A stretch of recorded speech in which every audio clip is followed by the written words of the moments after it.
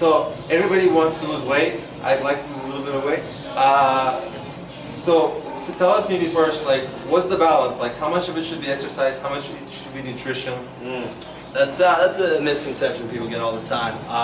Realistically, they say abs are made in the kitchen. That's a line I like because the working out, don't get me wrong, the fitness is definitely important. They go hand in hand. There's a positive correlation between both. But most of it is what you eat and what you're putting inside your body and what you drink. It's the nutrition behind it that really starts forming your body. So, for example, I stay in generally good health. Most of the time I'm always trying to stay fit, but when I have a fight coming up, something like that, it's not that I amp up any more of my workouts. Mainly what I'm changing up is my diet and what I'm eating, the amount that I'm eating. Again, what I'm doing is more for rapid weight loss, for rapid weight cuts to make weight for the day of the fight.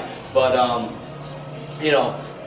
for people who want to lose weight, it's a similar process. It's very important to make sure that your nutrition, you're eating clean, you're eating the right stuff, you're eating healthy while you're working out though.